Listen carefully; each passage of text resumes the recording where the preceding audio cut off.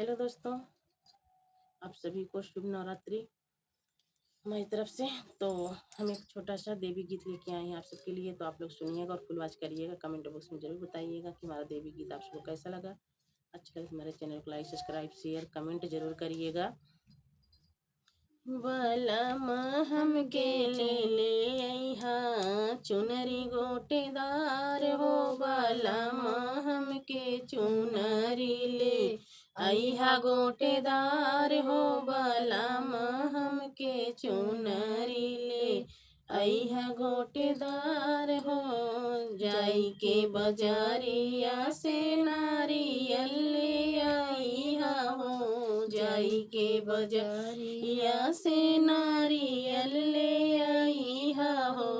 फोड़ल जाई दोनों जाने, फोड़ल जाई दोनों जाने, माई दरबार हो, बलम हमके ले अइहा चुनरी गोटेदार हो, बलम हमके ले अइहा चुनरी गोटेदार हो, बलम हमके ले अइहा।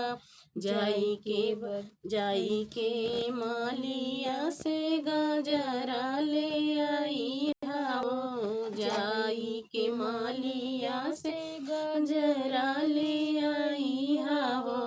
गजरा पैरावल जाई, गजरा पैरावल जाई, दोनों जाने साथ हो, बलम हमके ले अइहा चुनरी गोटेदार हो, बलम हमके ले अइहा चुनरी गोटेदार हो, बलम हमके चुनरी ली अइहा गोटेदार हो, बलम हमके चुनरी ली अइहा गोटेदार हो।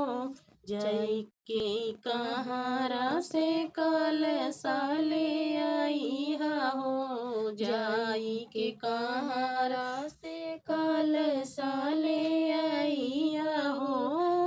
दोनों जाने भरल जाई, दोनों जाने भरल जाई, माई दरबार हो, बलम हमके ले अइहा चुनरी गोटेदार हो, बलम हमके ले अइहा चुनरी गोटेदार हो, बलम हमके ले अइहा। जाई के बजारिया से घिउआ ले अइहा हो, जाई के बजारिया से घिउआ ले अइहा हो।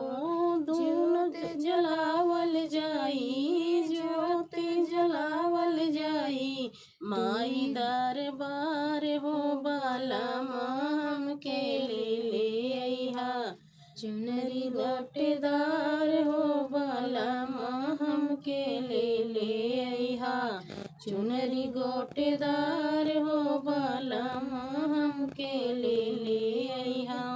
घर घर जाके बालम कन्या ले अइहा हो, घर घर जाके बालम कन्या ले अइहा हो।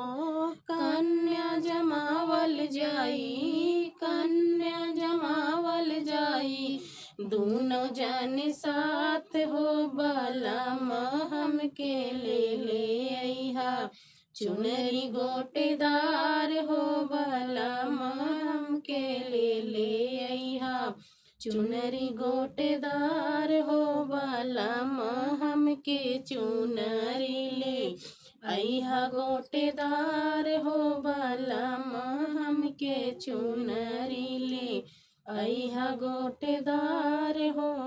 जाई पंडितानवा से पंडित ले अइहा हो, जाई पंडितानवा से पंडित ले अइहा हो।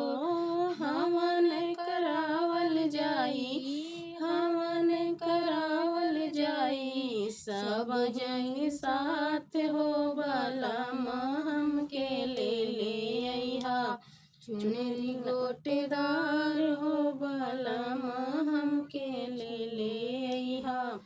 चुनरी गोटेदार हो बलमा हमके चुनरी ले अइहा गोटेदार हो बलमा हमके चुनरी ले अइहा गोटेदार हो।